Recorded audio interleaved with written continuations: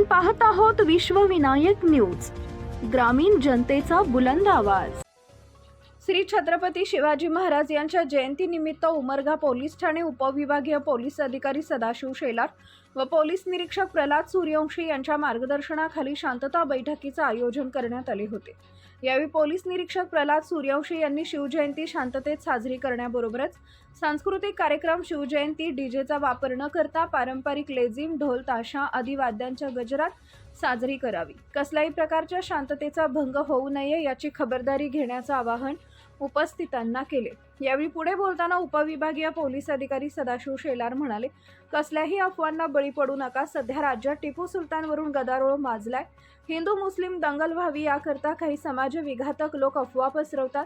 अशा अफवांना बळी पडू नये, शांततेत शिवजयंती साजरी करावी असं आवाहन त्यांनी केलंय। यावेळी पोलीस पाटील व अनेक उपस्थित व्यक्ती व पत्रकार यांनीही आपले मत व्यक्त केले।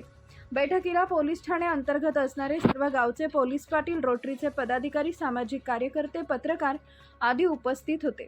उमरगा धाराशिव मुख्य संपादक विकास गायकवाड, विश्वविनायक न्यूज।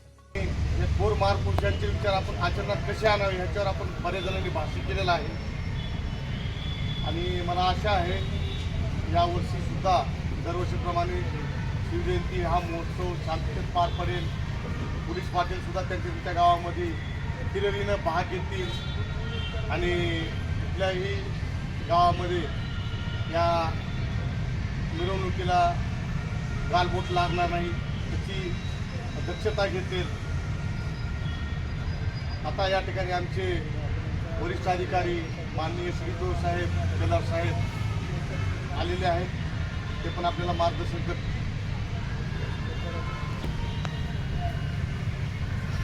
सर्व विषयावर, सर्व मुद्द्यांवर सांगोपांग मार्गदर्शन आणि चर्चा झालेली आहे असं साहेबांनी या दिलेल्या पॉईंट्सवरनं कळतंय, आत्ता सांगितलं आहे।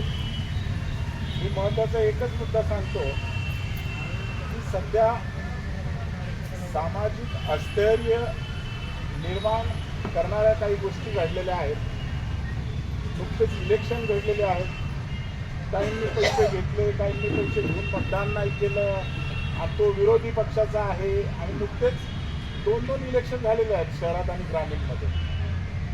आगामी काळात तिसरं इलेक्शन असणारच आहे ग्रामपंचायतीचं। या पार्श्वभूमीवर एकमेकाचा राग काढायचा, जिरवायची या विचारात काही लोक असतात। यामध्ये आणखी भर म्हणजे टिपू सुलतानचा इश्यू सुरू आहे।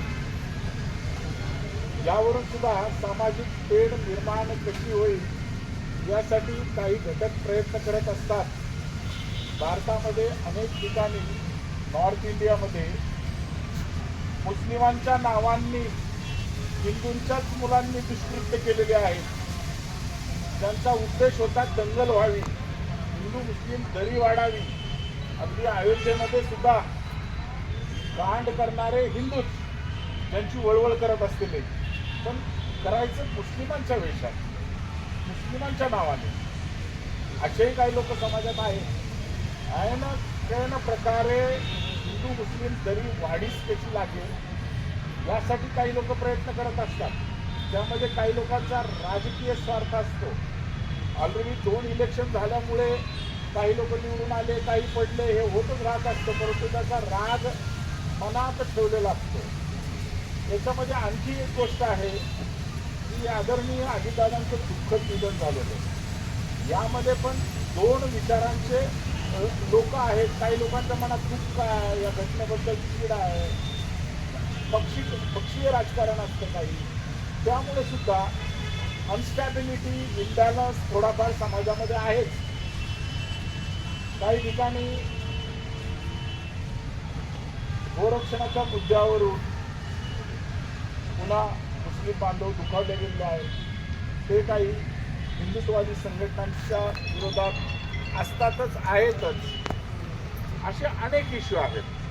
त्यामुळे या उत्सव काळामध्ये कुठल्याही परिस्थितीत दुसऱ्या कोणत्या धर्माच्या भावना दुखावल्या जाणार नाही, हिंदू मुस्लिम मधली दरी वाढीस लागणार नाही, कुणाला भांडणाचं, बदल करण्याचं निमित्त मिळणार नाही, याची आपण सगळ्यांनी दक्षता घेतली पाहिजे।